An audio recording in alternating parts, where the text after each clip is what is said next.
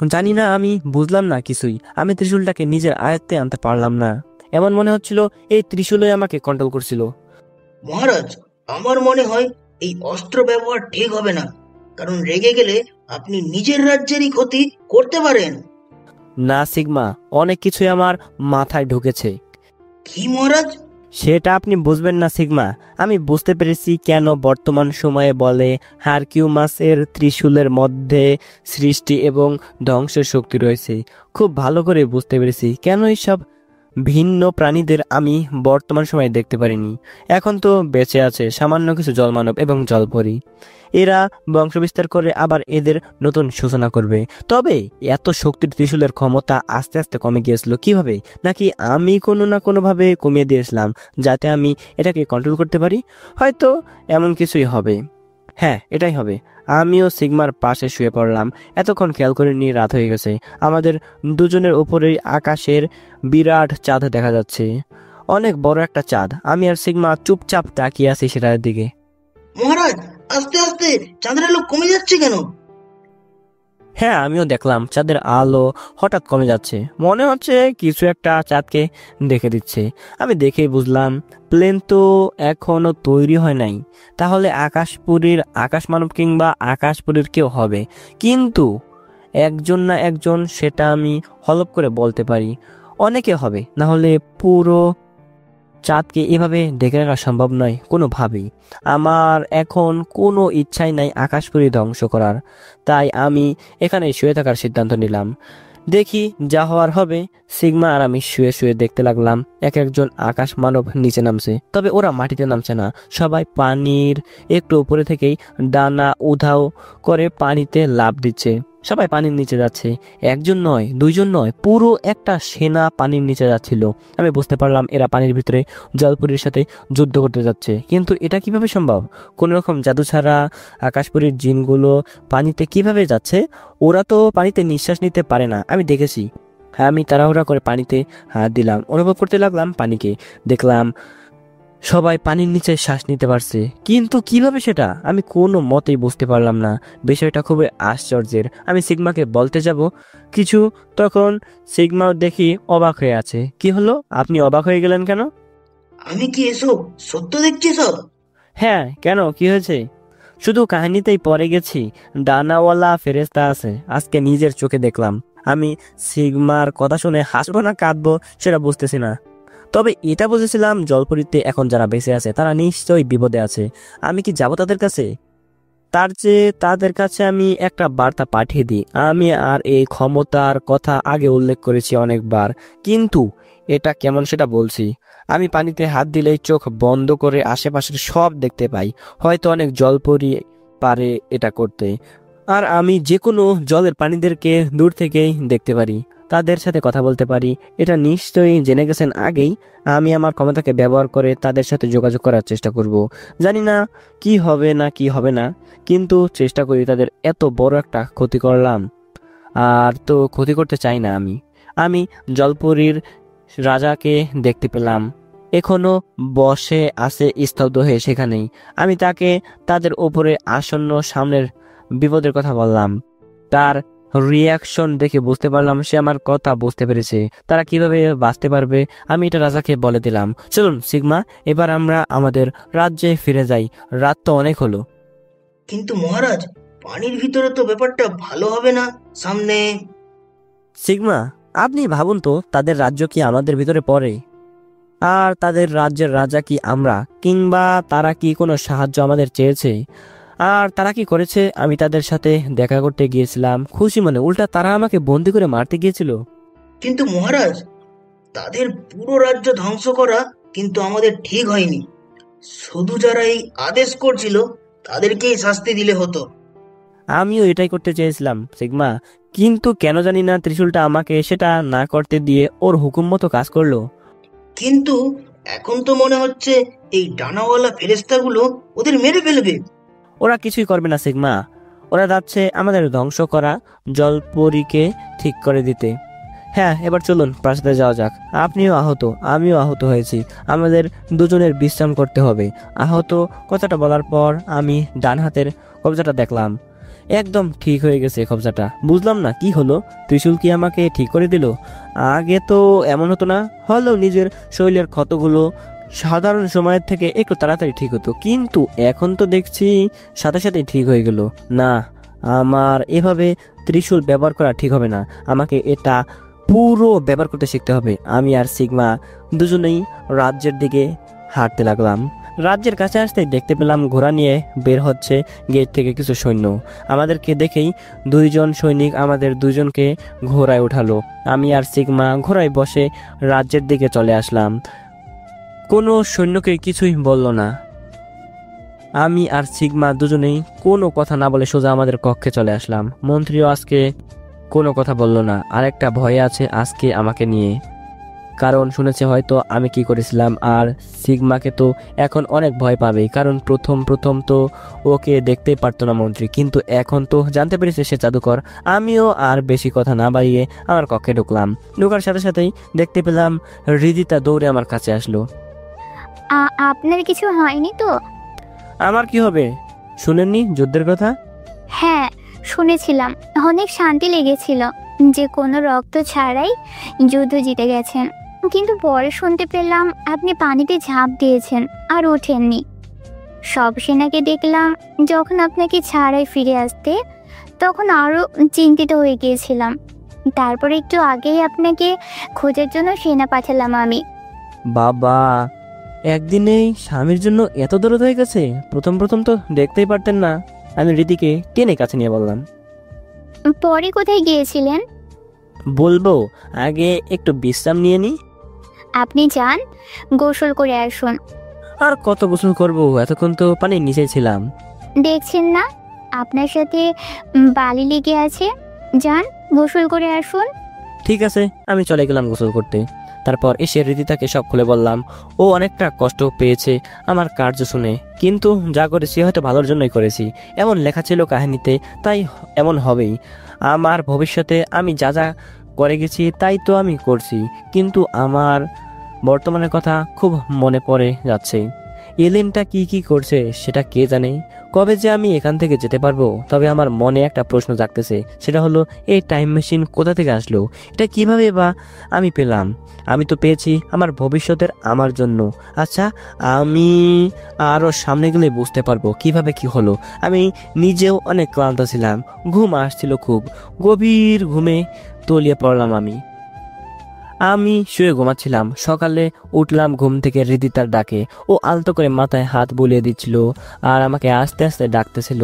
এই কয়েকদিনে আমি হৃদিতার ওপরে অনেকটা দুর্বল হয়ে পড়েছি। ধরতে গেলে আমার পুরোটাই, বেশিরভাগ জুড়েই এখন শুধু হৃদিতা। হয়তো ওকে আগে পেলে আর কাউকে লাগতো না। আমি বুঝতে পেরেছি মানুষের মতো মনে মানুষ পরীরা কখনোই হয় না। পরীদের দেখতেই শুধু সুন্দরী মনের হয়, কিন্তু মনের দিক দিয়ে ওরা কখনো মানুষের থেকে জয়ী হতে পারে না। আমি কখনো কারোর প্রতি এতটা টান অনুভব করিনি যতটা না রীতিদার উপরে করি। আসলেই ওর মাঝে অন্যরকম কিছু আছে। হ্যাঁ, এমনিতেও ও সবার থেকে আলাদা, সেটা তো সবাই জানে। আমাকে ডাকতেছিল, আমি ওর ডাকে সাড়া দিলাম। কি হলো, ডাকছেন কেন? আর কত ঘুমোবেন? মন্ত্রী একটু আগেই এসেছিল আপনাকে ডাকতে বলে চলে গেল। কেন, জরুরি কোনো কাজ আছে নাকি? সেটা আমি কিভাবে বলবো? সেটা মন্ত্রীই বলতে পারবে। ও আচ্ছা, আমি শুনে আসি। আমি গোসল করে চলে আসলাম রাজ দরবারে। এসে সিংহাসনে বসলাম। মহারাজ, এত বড় একটা ঝামেলা হয়ে গেছে, কি করব কিছুই বুঝতে পারছিলাম না। কি হয়েছে মন্ত্রী? আজকে সকালে 50 জনের মতো মানুষ এসেছে আমাদের রাজ্যে। তাদের আগে কখনো দেখিনি, হয়তো ভিন্ন রাজ্যের কেউ হবে। তাই আমরা তাদেরকে জিজ্ঞাসা করলাম তারা কে, কোন রাজ্য থেকে এসেছে। তখন তারা জলপুরের কথা বলল, আর এটাও বলল আমরা নাকি চিনব না সেই রাজ্য। আরো কিছু কি বলেছে? হ্যাঁ বলেছে, আমাদের রাজ্যে একজনই নাকি তাদের এখানে আসতে বলেছে। সমস্যা নাই, আপনি তাদেরকে এখানে ডাকুন। জি মহারাজ। আর হ্যাঁ, সিগমাকেও আমার কাছে পাঠিয়ে দিন। জি মহারাজ। মন্ত্রী দুজন রক্ষীকে আদেশ দিল। তাদের একজন জলপুরীর নিবাসীদের নিয়ে আসলেন, আরেকজন সিগমাকে নিয়ে আসলেন। আমাকে দেখে তারা বিস্মিত হলো। তারা হয়তো আমাকে রাজার সিংহাসনে আশা করেনি। হয়তো তারা ভাবছে একজন মানুষ হয়ে আমি এত শক্তির অধিকারী কিভাবে হলাম।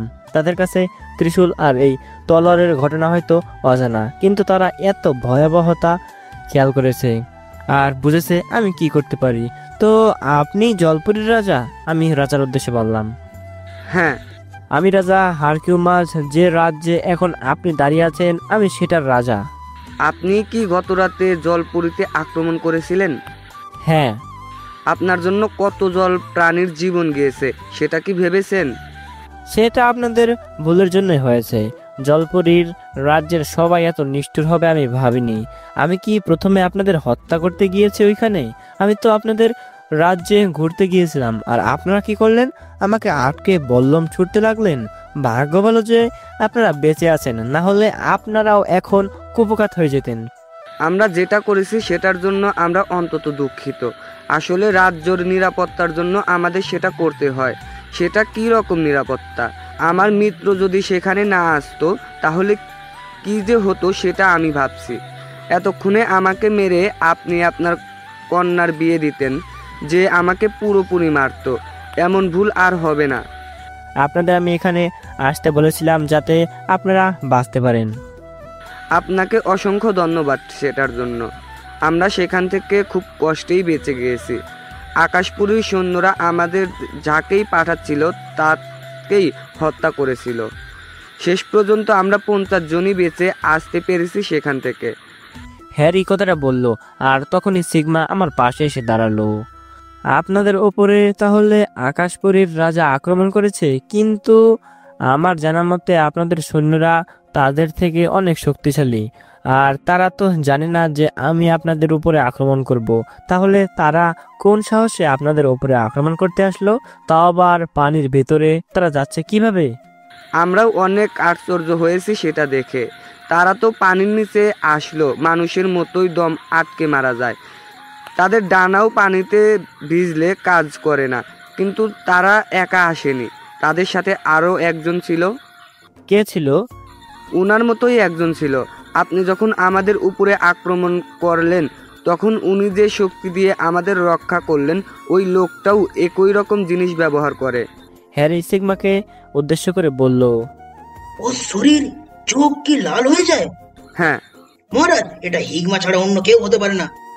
হিগমা? হিগমা ওইখানে যাবে কেন? আর হিগমার যদি কিছু না হয়ে থাকে তাহলে মহারানীর ওপরে ওর জাদু শেষ হয়ে গেল কেন? সেটা আমি জানি না, কিন্তু আমার মনে হচ্ছে হিগমা অনেক শক্তিশালী হয়ে গিয়েছে আগের থেকে। হ্যাঁ, তবে হয়তো। ওরা আমাদের রাজ্য এসেছিল কিছু খুঁজতে। খুঁজতে? কি খুঁজতে? আমি অবাক হয়ে বললাম। এটা বলা যাবে না, অনেক গোপনীয় একটা বিষয়। আমার কাছে গোপন না রেখে বলে দিন, বিশ্বাস করতে পারেন আমায়। কিন্তু বলেন, বললেই আমি সাহায্য করতে পারবো। ওরা ব্ল্যাক হার্ট খুঁজতে আসছিল। Black heart? সেটা আবার কি? সংরক্ষিত একটা অন্তত ক্ষমতাধারী গুহা। সেখানে রয়েছে পাপী শক্তি। এই শক্তি আজ পর্যন্ত মাত্র 2 ব্যক্তি নিজের করতে পেরেছিল, কিন্তু দুজনেই একই শক্তি শেষ করে দিয়েছিল। তারা যেমন এই দুনিয়ার সবচেয়ে শক্তিশালী ব্যক্তি হয়েছিল, তেমনি সবচেয়ে খারাপ মৃত্যু হয়েছিল তাদের। কিভাবে মরেছিল তারা? এই শক্তি তাদের দেহকে পছন্দ করে নাই, তাই তাদের দেহকে টুকরো টুকরো করে বের হয়ে যায়। 2 বারই এক অলৌকিক শক্তি এসে এই শক্তিকে ওই গুহায় আটকে দিয়ে চলে আসে। মহারাজ, এখন হিগমা ওই শক্তি নিজের করতে চায়। একবার যদি হিগমা সফল হয় তাহলে এই পুরো বিশ্ব ধ্বংস করে দিতে পারবে ও। সেটা হবে না, আপনি চিন্তা করেন না সিগমা। তো রাজা হ্যারিকাস টিটান, আপনি কি জানেন সেই গুহা কোথায়? না মহারাজ, এরা নকরা আমাদের গুপ্ত ঘরে বন্ধ ছিল, কিন্তু আপনি এত পুরো জলপরি তছনছ করে দিয়েছেন, তাই আর এই নকটারাও নাই এখন। তবে শুনেছিলাম এটা নাকি সেই বিশাল গর্তের ভিতরে। সেই গর্তের ভিতরে? আমি সিগমার দিকে তাকালাম। মহারাজ, হতে পারে সেখানে তো অনেক সুড়ঙ্গ রয়েছে। কোনো একটার ভিতর দিয়ে যেতে হবে হয়তো, কিন্তু অন্ধকারে তো খোঁজা অসম্ভব। ঠিক বলেছেন। তাহলে মহারাজ এখন কি করবেন? কি আর করব, বের হব আমি আর আপনি। চলুন মহারাজ। আপনারা যেখানে যাবেন আমাকেও নিয়ে চলুন আপনাদের সাথে। দেখে মনে হলো রাজার ছেলে বলে উঠল, তুমি চুপ থাকো, এসব বিপজ্জনক জায়গায় তোমাকে যেতে হবে না। হ্যারি তার ছেলেকে বলে উঠল। আমি এবার খেয়াল করলাম এতক্ষণে তাদের সবার ভয় কমে গেছে। তার আগে আমাকে দেখে ওরা ভয়ে কাঁপছিল। দেখলাম এখনো রাজার মেয়েটা ভয় পাচ্ছে, কিন্তু রাজার ছেলেটা ভয় কাটিয়ে আমাদের সাথে যেতে চাচ্ছে। নিয়ে যাওয়া যাক। আমার তো আগ্রহ কমছে না, কারণ আমি ব্ল্যাক ম্যাজিকের ঠিকানা পেয়েছি। ব্ল্যাক হার্ট গুহার মানচিত্র ব্ল্যাক ম্যাজিককে আটকে রাখা হয়েছে, যেটাকে আমার করে নিতে হবে। না হলে ওই এলিয়েনটার সাথে কি আমি পেরে উঠতে পারবো? অবশ্যই পারবো না। মহারাজ হারকিউমাস, আমাকেও আপনি নিয়ে চলুন আপনার সাথে। ঠিক আছে, চলেন। মহারাজ, কোথায় চললেন আপনি? মন্ত্রী, আমি যাচ্ছি বিশাল একটা গুপ্তধন খুঁজতে, যেটার অপেক্ষায় আমি আছি অনেক দিন যাবৎ। রাজ্যের সকল দায়ভার চালাবে মহারানী, আমি যতদিন পর্যন্ত না আসছি ততদিন। কিন্তু মহারাজ। আর কোনো কথা নয় মন্ত্রী, আমি যেটা বলেছি সেটাই করেন। আমি রানীর সাথে কথা বলে বের হচ্ছি। আমি আমার কক্ষে চলে আসলাম। আপনি আবার যাবেন পানিতে? আপনি কিভাবে জানলেন? দেখেছি সব এখানে বসে। ও, আমি হাসলাম, কারণ দেখতে পেলাম বিছানায় বসে সে এখানে টিভি বানিয়ে দেখতেছিল আমাদের এতক্ষণ। আপনি কোনো চিন্তা করবেন না, আমি ঠিকই সব সামলে নিব। এই রকেট আপনার গলায় কিভাবে? যেদিন আপনি বললেন আমাকে ওড়াতে পারবেন, সেদিন পেয়েছিলাম নিচে এটা। প্রথমে আপনার গলায় দেখেছিলাম এই লকেটটা, তাই ভাবলাম আপনার হবে। কিন্তু জানি না কেন রকেটটা ধরার পর আমি অন্যরকম অনুভব করলাম। পরে দেখতে চাইলাম কেমন লাগে, তাই গলায় দিয়েছিলাম। তাহলে থাকুন আপনি, আমি যাচ্ছি। আমি হৃদিতার কপালে একটা চুমু দিলাম, তারপরে বের হয়ে গেলাম ঘর থেকে। বাইরে এসে দেখলাম সিগমা বসে আছে সেদিনের সেই গাছের গুড়িটার উপরে। আল্লাহ, আমাকে বাঁচাও, আমি উঠবো না। মহারাজ চলে আসুন, আর একটু মজা নেওয়া যাক। আমি রোলার কোস্টারে কখনো উঠিনি, কিন্তু এটাই উঠে সেটার মজা বুঝে গেছি। আমি উঠছি না এটার উপরে। আমি ত্রিশূল দিয়ে এটাকে আঘাত করলাম, কেটে 2 ভাগ হয়ে গেল। কি করলেন মহারাজ? ভালোই করেছি, আমি উঠছি না। আচ্ছা, আরেকটা জিনিস ট্রাই করি তাহলে। কি? আমাকে নিয়ে সিগমা প্রাসাদের সবচেয়ে উপরে চলে আসলো। নিচে তাকালাম, বাবা, দেখে মনে হচ্ছে 10 তালা হবে হয়তো। তখনকার দিনে এত বড় রাজপ্রাসাদ বানানো বরাবরই স্বপ্নের মতো। আমার তো উঁচুতে আগে হাঁটু কাঁপতো, তবে এখন কাঁপে না। ভাবলাম সিগমা হয়তো নতুন কিছু করবে, কিন্তু বানজি জাম্প করবে সেটা কে জানে। আমাকে ধাক্কা দিয়ে ফেলে দিল ও লাফ দিল। আমি তো মনে হয় এবার শেষ। আমি চোখ বন্ধ করে নিলাম। যা, আমাকে আল্লাহর কাছে মনে হয় পৌঁছে দিবে। আমি ত্রিশূলটা বের করলাম, শক্ত করে ধরে কিছু একটা করতে যাব, তখনই মনে হলো কেউ আমাকে শক্ত করে ধরেছে। আমি দেখতে পেলাম বিশাল একটা সাদা ঈগল পাখি। জীবনে এমন কিছু দেখবো সেটা ভাবিনি কখনো। সিগমা আমার পেট শক্ত করে ধরেছে ওর 2 পায়ের নখ দিয়ে। আমাকে শক্ত করে ধরে ও উপরে উঠতেছিল। উপরে উঠতেই আমাকে ছেড়ে দিল। আল্লাহ, আমাকে বাঁচাও এই জল্লাদ পাখিটা থেকে। এটা দেখি আমাকে উপর থেকে ফেলে মেরে ফেলবে। একবার পানিতে যেতে দে সিগমার বাচ্চা, তোকে বোঝাবো কত ধনে কত চাল। আমি আবল টাবুল বকবক করতে লাগলাম। সিগমা উপর থেকে উড়ে এসে আমাকে ওর পিঠে বসালো। এখন যদি একটা মোবাইল ফোন থাকতো তাহলে একটা সেলফি তুলতাম আমি। কেউ তো জীবনে কখনো ঈগলের উপরে এভাবে ওঠে নাই। এটা অন্যরকম একটা ফিলিংস। এভাবে যে ঈগল উড়ে নাই কেউ কখনো। বিশাল সাদা ঈগলটা আমাকে নিয়ে চলে গেল সাগরের দিকে। একদম বারমুডা ট্রায়াঙ্গেলের ওপরে সে থামলো পাখিটা। জানি না এই আমলে এই জায়গাটা কি বলে, তবে আমার এখন ফ্লোরিডায় যেতে মন চাচ্ছে অনেক। জানি ফ্লোরিডা এখন পানির নিচে, তাই এখন আর গলদা চিংড়ির রোস্ট খাওয়ার ইচ্ছা পূরণ হলো না। সেই থাই স্যুপটার টেস্টও এখনো মুখে লেগে আছে।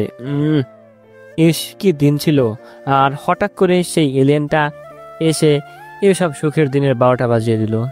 কোনো ভিসা পাসপোর্ট ছাড়াই আমি দেশ বিদেশ ঘুরতাম কত সুখে, কিন্তু আজ সেই সুখের দিনের 12টা বেজেছে। এখনো তো চাইলে আমি ঘুরতে পারি এই রাজ্য থেকে আরেক রাজ্যে, কিন্তু এখন কি আর মজা পাবো? এখনো তো আর সৌন্দর্যই ভোগ করতে পারবো না। সিগমা আমাকে ফেলে দিল পানিতে এবং নিজেও মানুষ রূপ নিয়ে নিল। আমরা দুজনে পানিতে পড়তে লাগলাম। সিগমা পানিতে পড়ার আগে একটা সমুদ্র ঘোরা হয়ে গেল, যেটার আকার আমার থেকে দ্বিগুণ। আমিও পানিতে পড়ে গেলাম। এবারের লাভ দেওয়াতে আমি কিছুটা শান্তি পেলাম, কারণ এত উপর থেকে ডলফিনের মতোই করে লাভ কয়জনে বা দিতে পারে। আমি পানিতে নামার পরে মনে পড়লো জলপুরীর রাজকুমার তো আসতে চেয়েছিল, টাকা নাই নেই তো চলে আসলাম আমরা। থাক, এসে যখন গিয়েছি তখন ভালোই হয়েছে। অনেক ইচ্ছা ছিল তলোয়ার নিয়ে কিছুক্ষণ প্রশিক্ষণ নেওয়ার। তলোয়ারের ক্ষমতাকে নিয়ন্ত্রণ করতে শিখতে হবে। সময় তো বের হয় না, তাই এখন সময় বের করেছি যখন। তাহলে প্রথমে সেখানেই যাওয়া যাক। সিগমা, চলুন সেই আপেল গাছের কাছে। আমি উঠলাম সিগমার পিঠে। সামুদ্রিক ঘোড়ায় এখনো ওঠা হয় নাই। যেসব আগে দেখেছিলাম সেসব অনেক ছোট আকারে। বুঝি না এসব অদ্ভুত অদ্ভুত প্রাণী কেন হয় সিগমা।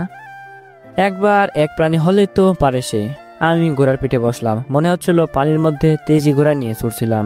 আমি তো পানির মধ্যে কথা বলতে পারি, কিন্তু সিগমা কোনো প্রাণী হলেও কথা বলতে পারে না।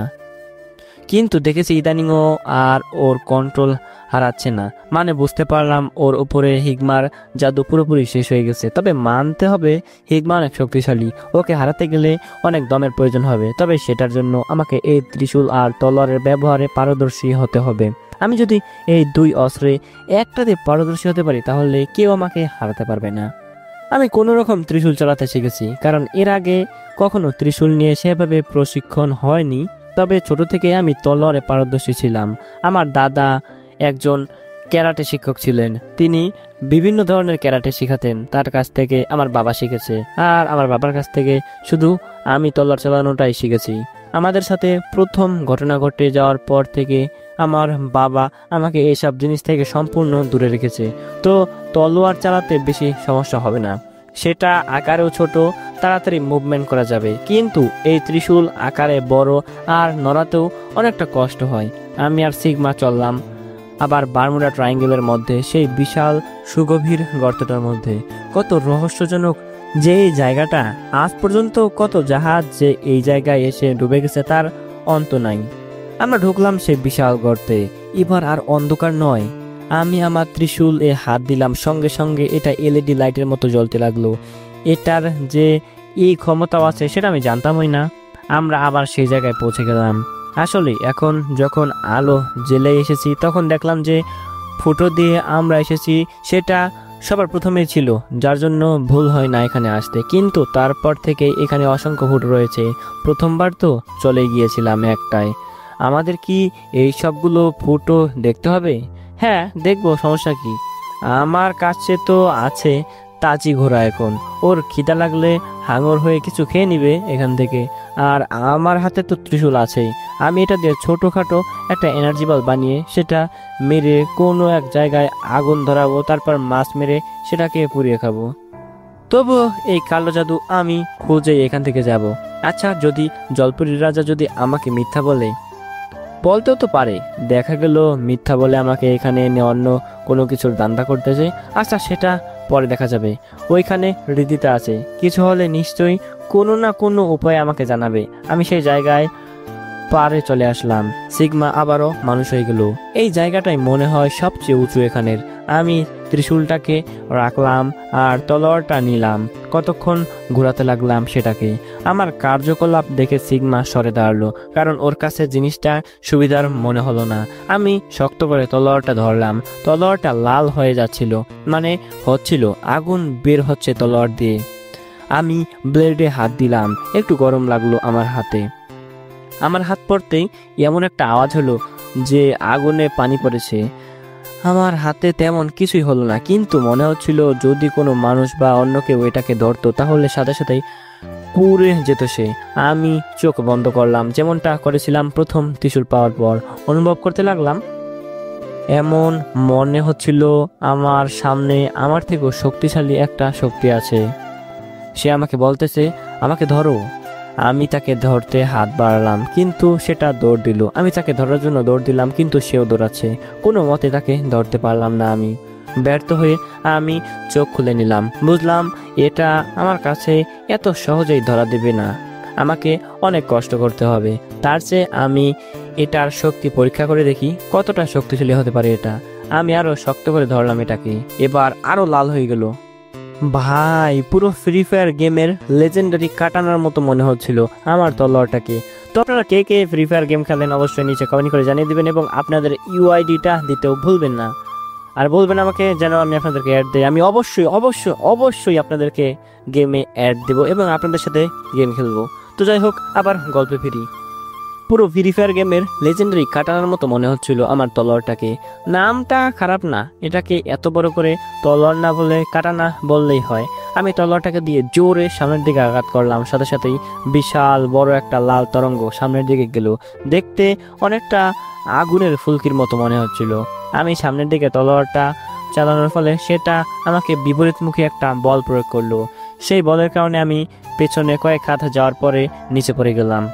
আর সামনে আমি এটার ভয়াবহতা খেয়াল করলাম। সামনের পাথরের তৈরি দেয়াল ছিল বিশাল বিশাল, সেগুলো নিমিষেই ধ্বংস হয়ে গেল। আমি তাকানো ছাড়া আর কিছুই করলাম না। পাশের দেয়াল ভেঙে গিয়েছে, অনেক ফাঁকা একটা জায়গা হয়ে গেছে। ভাবতেছি এখানে একটা ফুটবল খেলা রাখলে মন্দ হয় না। সবার দৌড়ানোর জন্য পর্যাপ্ত একটা জায়গা হয়েছে। আমি আর বসে না থেকে আবার উঠে আবারও জোরে সামনের দিকে আঘাত করলাম তলোয়ার দিয়ে। এবারও ভয়ানক ধ্বংস হলো, কিন্তু আমাকে যে ফেলে দিচ্ছে সেটা ভালো লাগছে না। অনেকদিনই তো হলো তলোয়ার ব্যবহার করা হয় না, আজকে একটু খেলা করা যাক। আমি আমার জানা তলোয়ারের কৌশলগুলো আবার করতে লাগলাম। সামনে থেকে পিছনে ঘুরিয়ে কিভাবে মারতে হয়, পিছনে থেকে সামনে কিভাবে মারতে হয়, সবই আমি ট্রাই করলাম। মজা পেলাম অনেকদিন পর। হঠাৎ বিষয়টা সিরিয়াস হয়ে গেল। আমি লাফিয়ে লাফিয়ে তলোয়ার বাজি করতেছিলাম একা একাই। হঠাৎ তলোয়ার লাল হয়ে গেল, সেটা খেয়াল করিনি। আর আমার প্রত্যেকটা তলোয়ারের পদক্ষেপে একটা করে তলোয়ার থেকে তরঙ্গের মতো কিছু বের হচ্ছিল, যেটা আশেপাশের সব কিছুই ধ্বংস করছিল। আমি বুঝতে পেরে থেমে গেলাম। দেখলাম সিগমা বড় বড় একটা ঢাল বানিয়ে নিচে শুয়ে আছে, কান বন্ধ করে। আমি ওর দিকে তাকিয়ে একটু হাসলাম। অনেক ক্ষমতাশালী এই তলোয়ার, সেটা তো আগে বুঝতে পেরেছি, কিন্তু এটাকে যেভাবে হোক আমাকে কন্ট্রোল করতেই হবে। আচ্ছা, তলোয়ারটা দিয়ে যদি ত্রিশূলটায় বড় সড়ো একটা আঘাত করি তাহলে ভেঙে যাবে কোনটা? এই জিনিসটা একটু চেষ্টা করে দেখা দরকার। আমি ত্রিশূলটা বের করলাম, তারপরে সেটাকে হাতে নিয়ে তলোয়ারটাকে ফেলে দিলাম। তারপর ত্রিশূল দিয়ে একটা এনার্জি বল বানিয়ে তলোয়ারের উপরে মারলাম। বিশাল ধামাকা হয়ে গেল, আশেপাশের ধোঁয়ায় ভরে গেল। আমি শুধু তাকিয়ে আছি সেদিকে। জিনিসটা আসলে খুব ভয়াবহ ছিল, কিন্তু তলোয়ারের কিছুই হলো না। এবার ত্রিশূলটা ফেলে তলোয়ার দিয়ে আঘাত করলাম। তলোয়ার দিয়ে আর তরঙ্গ বের করলাম না। তলোয়ার দিয়ে এবার আমি কোপ দিলাম সোজা ত্রিশূলের মাঝে। প্রচণ্ড জোরে আওয়াজ হলো, বিদ্যুতের ঝাটকা উৎপন্ন হলো, কিন্তু কোনোটারই কিছুই হলো না। আমি অবাক হয়ে গেলাম, দুটোর কোনোটারই কিছুই হলো না। তাহলে বর্তমানে ত্রিশূলটা ভেঙে গেল কিভাবে? আর বইয়েই আমি কেন লিখবো তলোয়ারটা নিয়ে যেতে এখান থেকে? এই রহস্য আমার মাথায় ঢুকছে না। অনেক ভেবেও কোনো কুল পেলাম না। অবশেষে সিগমাকে বললাম, চলুন গিয়ে আপাতত এখান থেকে গিয়ে আমরা ওই গুহাটা খুঁজে বের করি। হ্যাঁ চলুন। আমি আর সিগমা সেখান থেকে বিদায় নিলাম। একটা গর্ত আমরা দেখতে লাগলাম, কিন্তু কোনো কিছুরই হদিশ পেলাম না। হাতে ত্রিশূল কাজ করছে এনার্জি বাল্বের, আর সিগমা তো আছেই হাঙর হয়ে। দুইটা বেশ কাজে দিচ্ছিল, কিন্তু এখানে 50,000-এরও বেশি গর্ত আছে। এই গর্তগুলো পর্যবেক্ষণ করতে করতে আমাদের পুরো জীবন চলে যাবে। তাও ব্ল্যাক ম্যাজিক বলতে কথা। আমরা 2 দিন যাবৎ খুঁজতে লাগলাম আমাদের কাঙ্ক্ষিত গুহাটা, কিন্তু ইতিমধ্যে যে 2000-এর বেশি গর্ত আমাদের চেক করা হয়ে গেছে।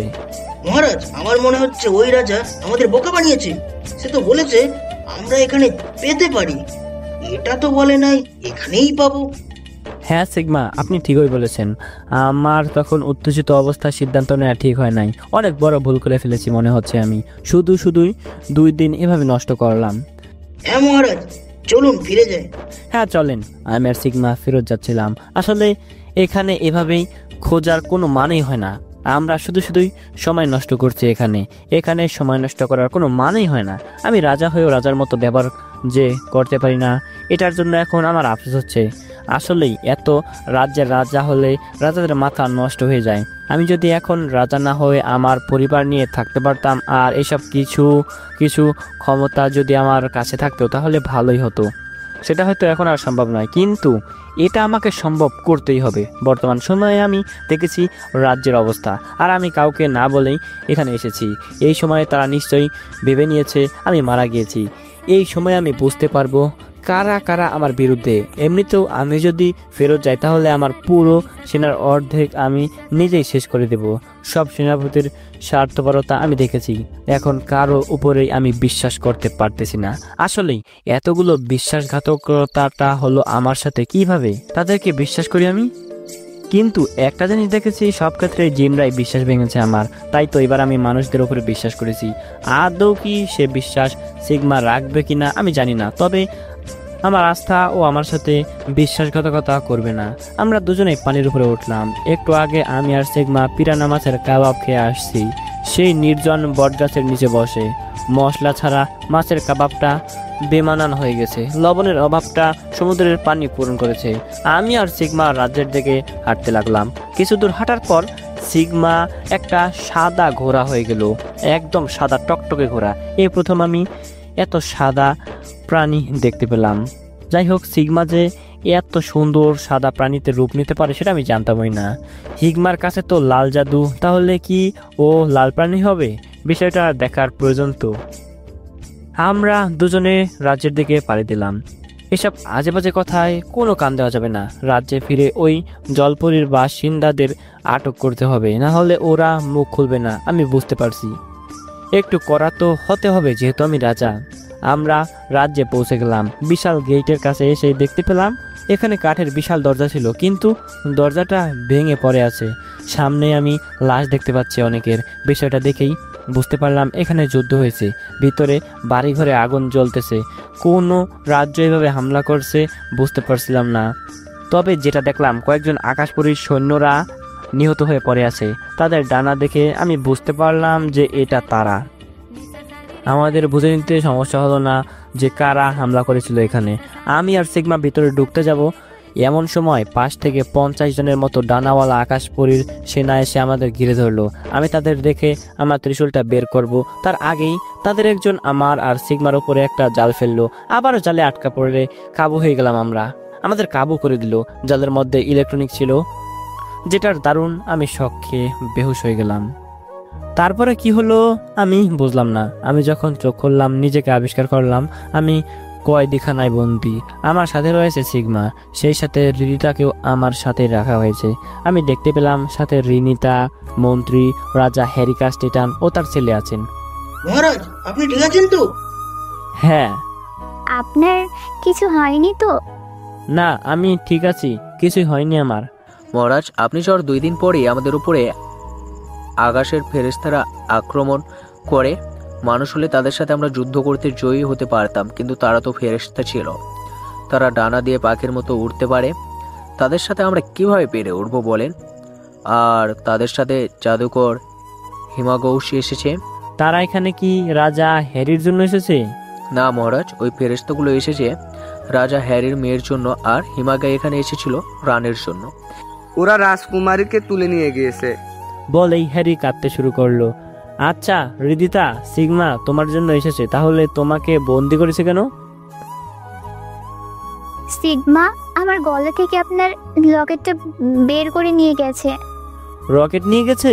আমি ভয়ে ভয়ে রিদিতার হাতে হাত দিলাম, কিন্তু কিছুই হলো না। তাহলে আমার ধারণা সঠিক, এই রকেটটার সাথে কি সম্পর্ক হিগমার? আমি বুঝলাম না।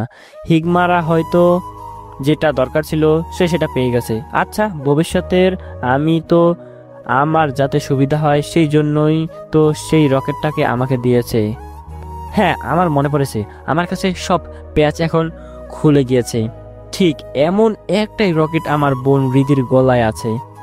আমি মানসিক চাপে সেটা ভুলে গিয়েছি। আর এই রকেটটা সব ধরনের শক্তিকে কমিয়ে দেয়। কারো উপরে কোনো জাদু কাজ করবে না যদি এটা কখনো কেউ পড়ে।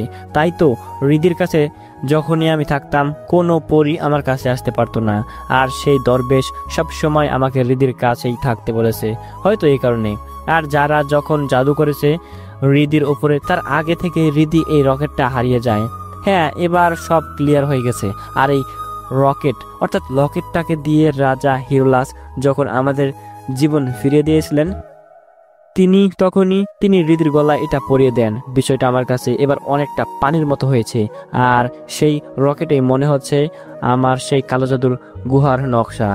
আর হিগমা তো চলেই গেছে মনে হয় এতক্ষণ। ও যদি পেয়ে যায় সেটা, তাহলে তো ওকে হারানো আমার পক্ষে অসম্ভব। যে করে হোক আমাকে ওকে আটকাতে হবে। ও কালো জাদুর ক্ষমতা পেয়ে গেলে পুরো পৃথিবী নিজের মুঠোয় করে নেবে। এমনিতেও ও আকাশপুরী সম্পর্কে জানে, জলপুরী সম্পর্কেও জানে, দানব রাজ্যের সম্পর্কেও জানতে ওর বেশি সময় লাগবে না। আর একবার যদি কালো জাদুর অধিকারী হয়ে যায় ও, তাহলে পুরো পৃথিবী ওপরে ও রাজ করবে। ও আমার থেকে অনেকটা শক্তিশালী, কারণ ও ওর শক্তিকে ব্যবহার করতে জানে। কিন্তু আমার এতদিন হলো আমি জানি না কিভাবে ব্যবহার করতে হয়। শুধু দেখানোর মতো যুদ্ধ করতে পারি, ধ্বংসটাই করতে পারি। আমি বেশি বেশি জোশ নিয়ে যুদ্ধ করতে যাই, তো তাই মায়ের খেয়ে শেষে ফিরতে হয়। আমি চুপ করে বসে বসে এসব ভাবছিলাম, এখানে আকাশপুরীর সৈন্যরা কি করতেছে?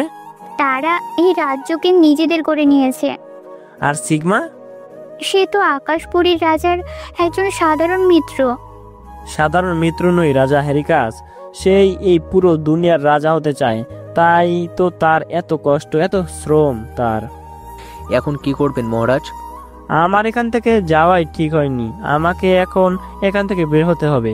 কিন্তু কিভাবে? আমার ত্রিশূল?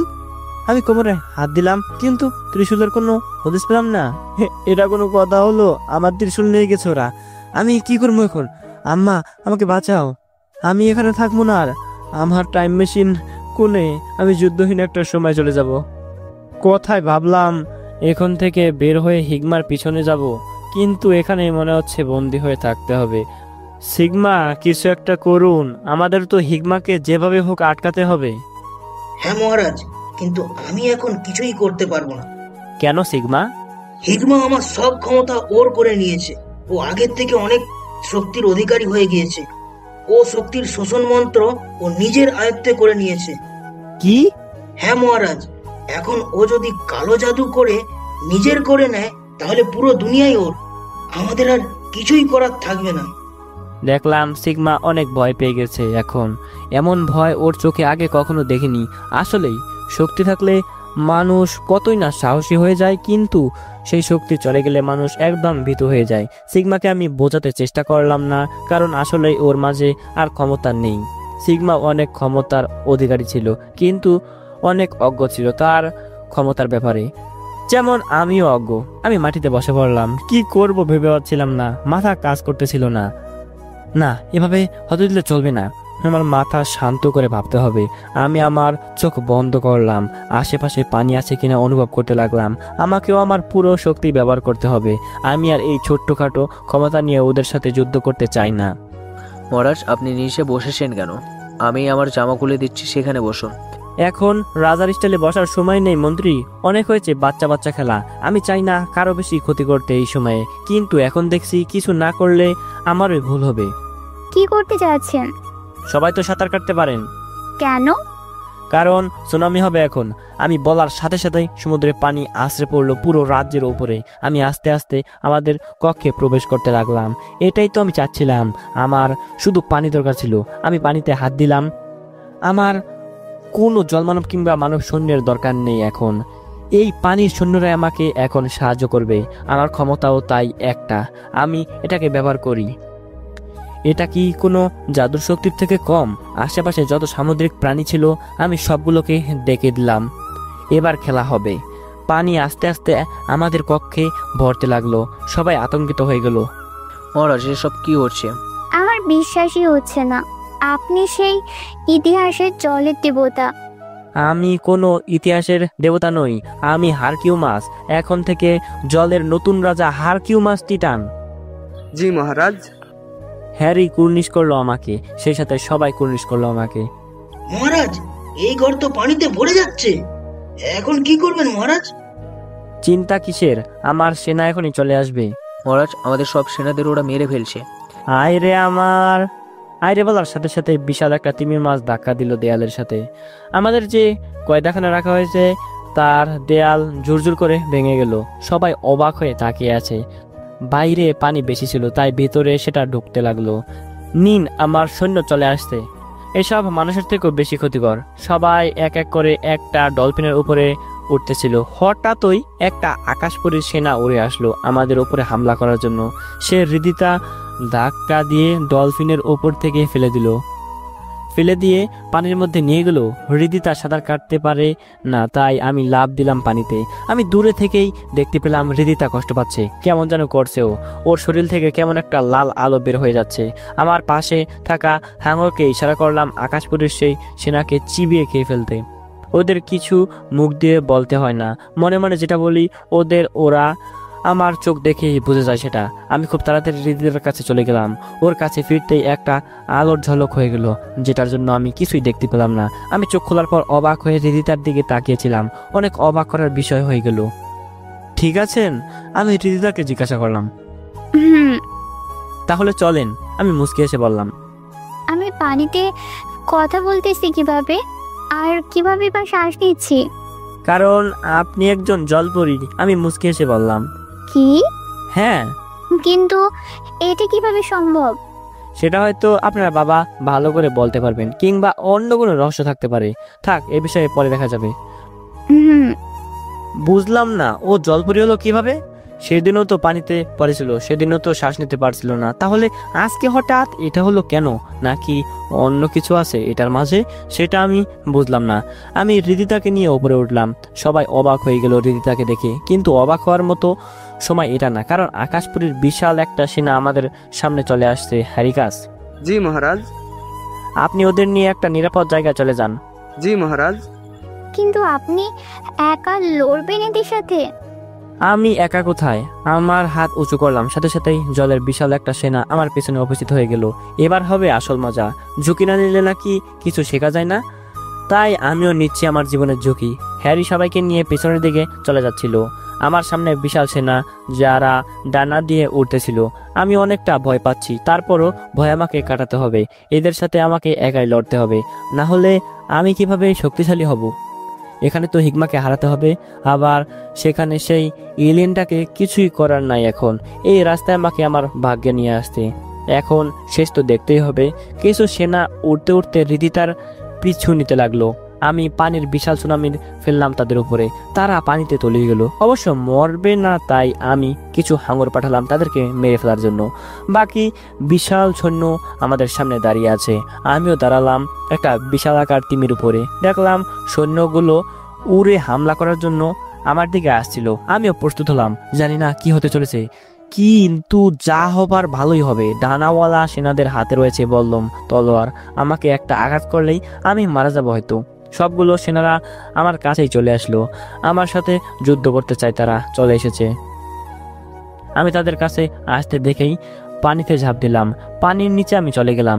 তারাও আমার পিছনে চলে আসলো। প্রায় 500 সৈনিকের মতো হবে এক একটা, তাও আবার আকাশ মানব। এটা চিন্তা করা যায়? তাদের শক্তির সাথে আমি একা মানুষ কিভাবে পারবো? অবশ্য ওদেরকে পানিতে আনার পর আমার প্লাস পয়েন্ট বেড়ে গেল, কারণ পেছনে থেকে একটা মেরে ফেলেছিল আমার পানির সেনারা। আমি সাঁতার কেটে যাচ্ছিলাম আমার সামনে যাব, এমন সময় আমার সামনে 10 জন এসে দাঁড়ালো। বুঝলাম এদের সাথে আমার নিজের লড়তে হবে। আমার হাতে কিছুই নাই, আর তাদের হাতে তলোয়ার রয়েছে। কিন্তু আমার যে এই পানি অস্ত্র, পুরো রাজ্যে আমি তো পানির বন্যা করে ফেলেছি। আমি পানিতে হাত ঘোরাতে লাগলাম, সারা পানিতে আলোড়ন উঠে গেল। আমি নিজেই জানতাম না আমি কি করতেছিলাম। কেন জানি মাথায় চিন্তা আসলো, এটা করতে তাই করতে লাগলাম। আমি দেখতে পেলাম চোখের সামনেই পানির ঘূর্ণিঝড় তৈরি হচ্ছিল। খুব ভয়ানক একটা জিনিস এই ঘূর্ণিঝড়। আমি ঘূর্ণিঝড়টা নিক্ষেপ করলাম সেই 10 জনের সেনার উপরে। সেই টর্নেডো আঘাতে 10 জনই অনেক দূরে ছিটকে পড়লো। আমি আবারও সাঁতার কাটতে লাগলাম। আমি কিছুতেই বুঝতে পারতেছিলাম না এদের কোন মন্ত্রে পানির নিচে থাকার ক্ষমতা দিল হিগমা। আচ্ছা, আমার যে এসব শক্তি, এই শক্তিগুলো ও কি তাহলে এই জাদুর মধ্যে থেকে পেয়েছি? আমি কি জানি, সঠিক ধারণা করতে পারছি না আপাতত। আমি সাঁতার কাটতেছিলাম, হঠাৎ 4 জন আকাশ সেনা আমাকে ধরে ফেললো। আমি কিছুতেই ছাড়াতে পারলাম না তাদের থেকে নিজেকে। আমাকে নিয়ে তারা পানির উপরে চলে আসলো, তারপর ডানা মেরে উপরে উঠতে লাগলো। আমাকে 4 জন ধরে রাখলো। আমি ওদের থেকে নড়তেও পারতেছি না। 2 জন আমার 2 হাত আর 2 জন আমার 2 পা ধরেছে, আমাকে ওপরে নিয়ে যাচ্ছে। আমি ওদের কার্যক্রম দেখেই বুঝলাম ওপর থেকে ওরা আমাকে মাটিতে ফেলে দিবে। যেটা ভাবলাম সেটাই হলো। ওরা আমাকে উড়িয়ে যেখানে মাটি আছে সেখানে নিয়ে আসলো, তারপর উঁচু থেকে ফেলে দিল। এত উঁচু থেকে পড়লে যে কেউ মারা যাবে। আমার ক্ষেত্রেও সেটাই হবে, আমিও মারা যাব। আমি প্যারাশুট ছাড়াই নিচে পড়তে লাগলাম। এবার আমি একটু জোরে চিল্লিয়ে উঠলাম, আমার জীবন এখানেই শেষ। আমি বুঝতে পেরেছি। নিজের চোখ দুটি বন্ধ করে আমি আমার কাছে সবাইকে মনে করতে লাগলাম অনেকটা বোকামি করেছি জীবনে, যার জন্য আমার এমন দিন এসেছে। যাই হোক, চোখ বন্ধ করে সবাইকে ভাবতেছিলাম।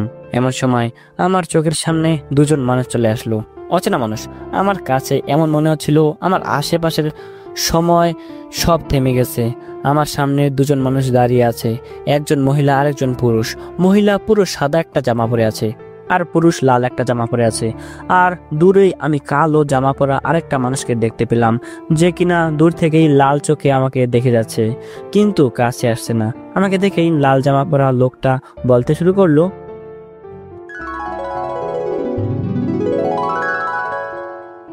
এই দিনের অপেক্ষায় ছিলাম আমরা অনেক দিনের, তবে এমনটা আশা করিনি কখনো।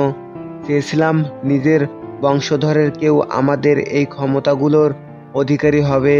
হয়েছে ঠিকই, কিন্তু সে সবচেয়ে বেশি শক্তিশালী হলো, তার আবারও নিয়ম ভালো না। ছেলেটা যে এমন কিছু করবে আমি ভাবতে পারি নাই। কিন্তু কি করার, এখন ওকে মুক্ত করে ফেলবে। কালো লোকটার দিকে তাকিয়ে বলল লাল লোকটা, আপনারা কারা? আমি তো কিছুই বুঝতে পারছি না। আপনারা আমার সামনে আসলেন কেন? আমরা আমাদের পরিচয় জানার সময় হয়তো তোমার কাছে নেই।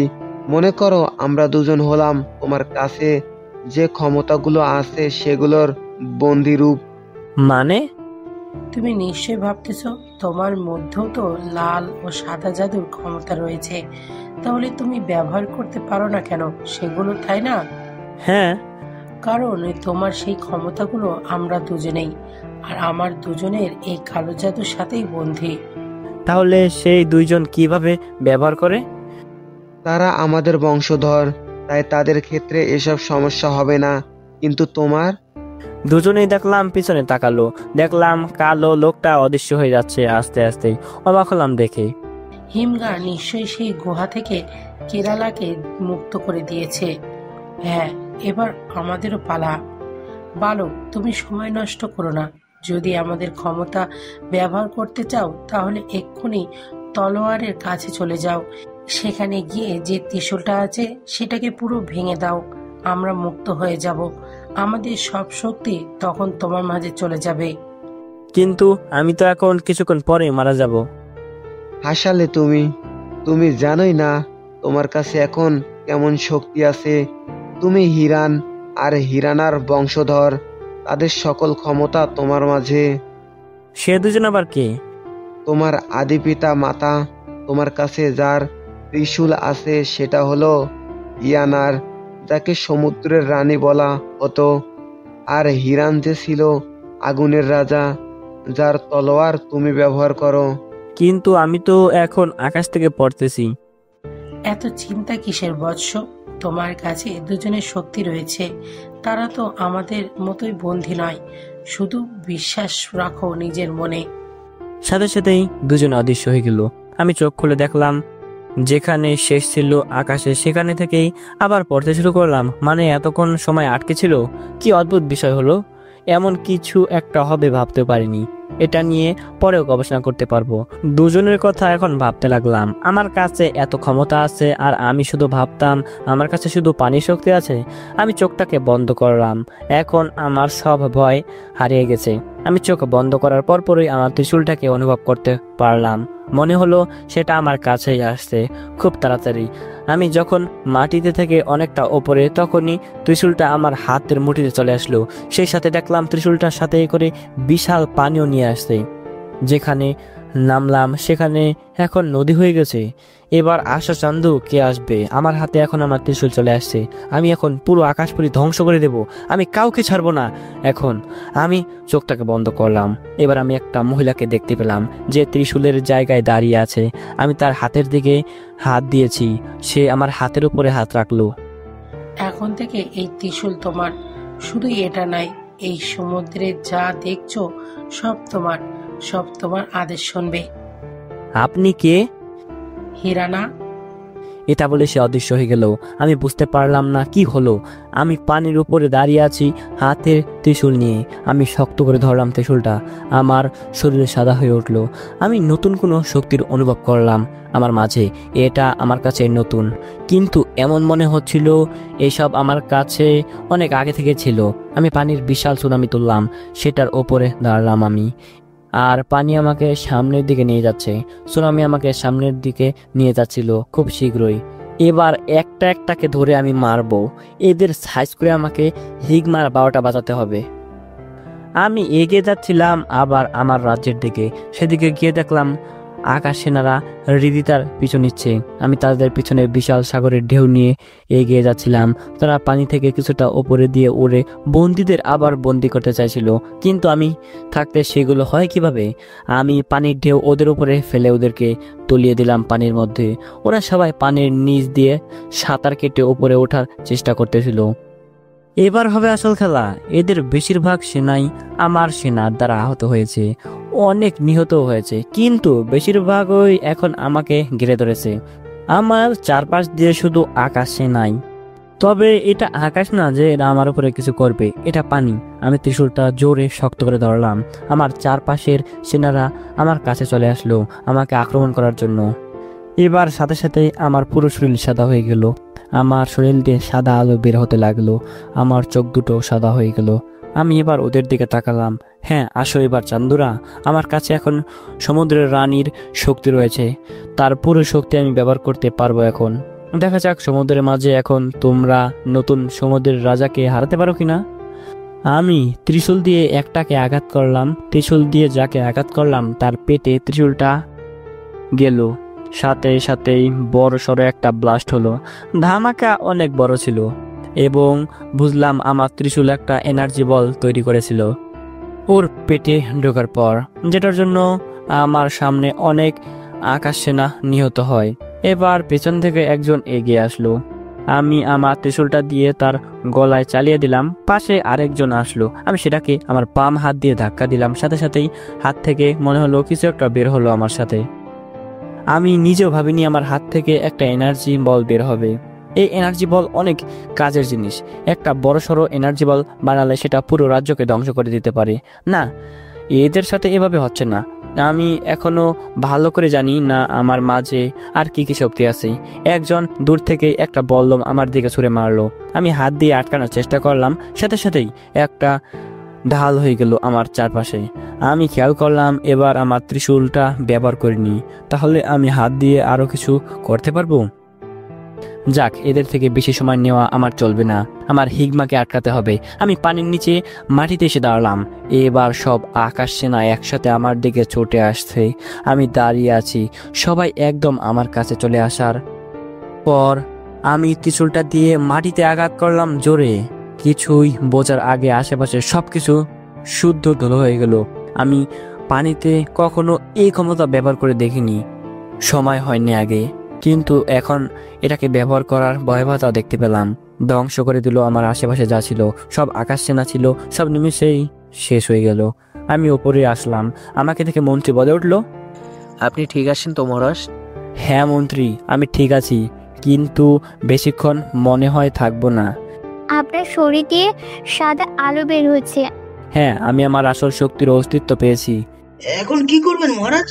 হিগমা সেই কালো ক্ষমতাকে নিজের করে নিয়েছে, মুক্ত করে দিয়েছে কালো ক্ষমতার রাজ্য কেরালাকে। কেরালা? হ্যাঁ, আমি একটা বই পড়েছিলাম, কেরালায় ছিল প্রথম মানুষ যে এই কালো শক্তিকে নিজের করেছিল। হ্যাঁ মহারাজ।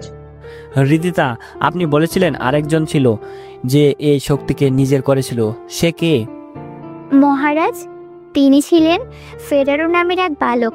আশ্চর্যকর কথা হলো এই দুজনকে বেশ কিছু সময় দাপট খাটানোর কথা উল্লেখ হয়েছিল বইয়ে, কিন্তু তারপর আর এদের হদিশই পাওয়া যায়নি।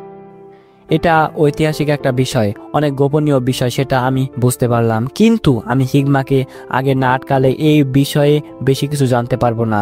হিগমা যদি একবার কালো শক্তির ব্যবহার শিখে যায় তাহলে তো আমার খবর আছে। ওকে আমাকে যে করে হোক হারাতে হবে। আমার কাছে এখন একা শুধু হিরোনার শক্তি রয়েছে। এই পুরো সাগরের শক্তি শুধু আমার কাছে। আগুনের শক্তির জন্য আমাকে আমার তলোয়ারের কাছে যেতে হবে, আর সেই ক্রিস্টালকে ভাঙতেই হবে। আমি পুরো 4 জনের শক্তির অধিকারী হয়ে যাব। এই 4 জনের শক্তির কাছে কেরালার কালো শক্তি টিকতেই পারবে না। কিন্তু তার আগে আমাকে আমার কাঙ্ক্ষিত জায়গায় পৌঁছাতে হবে। তো আমাকে আবার সেই স্থানে পৌঁছাতে হবে। আপনারা সবাই এই সাগর ধরে পাশের কোনো নিরাপদ একটা রাজ্যে আশ্রয় নিন। আমি হিগমার সাথে একটু দেখা করে আসছি। মহারাজ, আপনি একা যাবেন? হ্যাঁ, একা এসেছি এখানে, যেতে তো হবে আমাকে একাই। আমি আপনার সাথে যাই? না, আপনি থাকেন, আপনাকে নিয়ে পরে পর্যালোচনা করা যাবে। আপনারা এক কাজ করুন, রাজা হিরোনাসের রাজ্যে চলে যান, যেখানে সবাই নিরাপদ থাকবেন। জি মহারাজ। মহারাজ, আমি আপনার সাথেই আছি। না, আপনি ওদের সাথে যান, আপনার এখন ক্ষমতাই নাই জাদুর। হুম। আমি এতক্ষণ দাঁড়িয়েছিলাম পানির উপরে, সবাই একটু অবাক হলো আমাকে এভাবে দাঁড়িয়ে থাকতে দেখে, কারণ কোনো জলপরি জলমানব এভাবে পানির উপরে দাঁড়িয়ে থাকতে পারে না। আমি কিভাবে আছি সেটা সবাই বুঝে গেছে হয়তো এতক্ষণে। রাজা হেরিকাস নিশ্চয়ই বুঝে গেছেন আমার কাছে কিসের ক্ষমতা রয়েছে, তাই তো তখন আমাকে রাজা বলে মেনে নিয়েছেন। আমি পানিতে ঝাঁপ দিলাম, আমি যেতে লাগলাম আমার গন্তব্যের দিকে। আমি সেই বারমুডার গর্তটার মুখে চলে গেলাম। আগে এখানে যে জাদু জাল বিছিয়ে রেখেছিল সিগমা, সেটা এখন আর নাই। আমি অবাক হলাম না, কারণ সিগমার সকল শক্তি এখন হিগমার কাছে। আচ্ছা, ওদের শক্তি তো সেই বন্দি 2 জন নারী পুরুষের শক্তি, তাহলে তারা এখনো বন্দি আছে? তারা বন্দি থাকলে ওরা এটা ব্যবহার করবে কিভাবে? নাকি বংশধর হলে ব্যবহার করা যায়? আচ্ছা, গবেষণার পরেও করা যাবে। আমি নিচে গিয়ে অনেকটা অবাক হলাম, কারণ আমি যেমন দেখে গিয়েছিলাম পাতালপুরি তেমন নাই এখন। আগে যেখানে সেখানে পাথর ছিল, আর যেখানে সেখানে গর্ত ছিল, গুহা ছিল অসংখ্য, কিন্তু অনেক পুরো জায়গা ফাঁকা হয়ে আছে। হয়তো হিগমাই করেছে এসব। ও এসব কি করে করবে কি? নাকি ও ক্রিস্টালটাকে খুঁজেছে এখন? হয়তো, কিন্তু আমি বলতে পারতেছি না। আমি কেরালার শক্তির ভয়াবহতা দেখলাম। এত শক্তিশালী হবে কেরালার কালো শক্তি, সেটা হয়তো কল্পনাও করিনি। তারপরও আমি যদি ক্রিস্টালের কাছে যেতে পারি, তাহলে হিগমাকে হারানো সহজ হয়ে যাবে। দেখা যাক কি হয়। যে গর্তে সেই ক্রিস্টালটি রয়েছে সেটা আর তার আশেপাশের অনেকগুলো গর্ত এখনো কিছুই হয়নি। হিগমা হয়তো এখন একটু রেস্ট নিচ্ছে। আমাকে এই সুযোগের ব্যবহার করতে হবে। একবার তলোয়ারটা পেয়ে যাই, আর যদি ক্রিস্টালটাকে ভাঙতে পারি, তাহলে তো কথাই নাই। তবে আমার মনে একটা কথা সবসময় ঘুরতেছে। আচ্ছা, জলপরীতে প্রথম যাওয়ার পরে তো আমাকে কিছু ওষুধ খাইয়ে দেওয়া হয়, যার জন্য আমি পানির ক্ষমতাগুলো ব্যবহার করতে পারি। তাহলে ওইটাই কি এই আপেলের মতো জিনিস ছিল, নাকি অন্য কিছু? এই জিনিসটা আমি বুঝতে পারতেছি না। থাক, এত বোঝার জন্য আরও সময় পরে আছে। আমাকে আগে হিগমাকে হারাতে হবে। আমি সাঁতার কেটে গর্তের মাঝে ঢুকতে যাব, তখন হঠাৎ মনে হলো কেউ কিছু একটা আঘাত করেছে, আর সেই আঘাতে গর্তের মুখটা বন্ধ হয়ে গেল। আমি পেছনে তাকালাম, দেখলাম একজন লোক দাঁড়িয়ে আছে। এটা নিশ্চয়ই হিগমা ছাড়া আর কেউ হতে পারে না। আমি শিওর এটা হিগমা। দেখতে অনেকটা সিগমার মতোই, কিন্তু একে দেখলে বোঝা যায় এর মাঝে শয়তানি কিছু একটা আছে। শরীর দিয়ে কালো ছায়া বের হতেছিল হিগমার। বুঝতে পারলাম এটা কালো শক্তির জন্য। আমি কত বড় গাধা! কালো জাদুর নকশা আমার গলাতে ছিল, কিন্তু আমি সেটাকে গলায় নিয়ে ঘুরেছি, কিন্তু কখনো খেয়ালই করিনি সেটা কি ছিল। কিন্তু সেটা তো রানীর গলায় ছিল। তাহলে কি শেষমেশ রানী জলপুরীতে গিয়ে পৌঁছায়? এটা এখনো রহস্যের। বিষয়টা খোলাসা করতেই হবে। আর আমি কিভাবে এই রকেট সংগ্রহ করে আমার কাছে রেখেছি সেটাও আমাকে খোলাসা করতে হবে। আর টাইম মেশিনই বা আমি পেলাম কোথায়? অনেকটা জিনিস আমার জানার আছে। আমি ভবিষ্যৎ আর বর্তমান, আমি এই দুটোর অনেক প্যাচ বুঝতেছি না। যাক, আস্তে আস্তে বুঝে যাব। আগে আমাকে এই হিগমার কিছু একটা করতে হবে। হিগমার হাতে একটা লাঠির মতো কিছু একটা। বুঝলাম, হয়তো এটা কেরালার লাঠি হবে, কারণ লাঠি দিয়ে কালো ধোঁয়া বের হচ্ছিল। তো আপনি তাহলে রাজা হারকিউমা? হ্যাঁ। আপনিও তাহলে আমাদের মতো? আপনাদের মতো মানে? এই পরম শক্তিধরের বংশধর? হ্যাঁ। আচ্ছা, আপনি কার বংশধর? আমি কৌতূহল নিয়েই তাকে জিজ্ঞাসা করলাম। আমি এই যে কেরালা দেখছেন, আমি এর বংশধর। কি? এটা কিভাবে সম্ভব? সে লোকটা আর মহিলাটা তো বলল আপনি তাদের বংশধর। তারা ভুল বলেছে। আমাদের ইতিহাস সম্পর্কে আপনি কিছুই জানেন না। আর হ্যাঁ, জানবেন বা কিভাবে? আপনি তো এসেছেন আরো সময় পরে। আপনার সময় এসব জিনিসকে কেউ বিশ্বাস করবে না। আপনি কিভাবে জানলেন? আমি সবারও অতীত পড়তে পারি, আপনারটাও পড়েছি, তাতে বুঝতে পেরেছি আপনি কে আর কেন আসছেন। সব যখন জেনেছেন তাহলে তো আর লড়াই করতে হলো না। এই লেনটাকে হারাতে আমাকে কেরালার শক্তিটা দিয়ে দিন। সব যদি এত সহজ হতো তাহলে এত কিছু করে আমি এসব শক্তি সংগ্রহ করতাম না। তাহলে আমাকে আপনার সাথে লড়াই করতেই হবে? হ্যাঁ হ্যাঁ, আমি আপনাকে একটা রাস্তা দিতে পারি। আপনার সব শক্তি আমাকে দিয়ে আপনি আপনার সময় ফিরে যান, এতে করে আপনি আপনার জীবন ফিরে পাবেন। সেটা কখনো সম্ভব নয়। আমাকে সেই এলেনটাকে যেভাবে হোক হারাতে হবে, না হলে সেটা পুরো পৃথিবী ধ্বংস করে দিবে। পরে কি হবে আমি সেই চিন্তা করি না, এখন কি হবে আমি সেটা চিন্তা করতেছি। তাহলে তো লড়তেই হয়।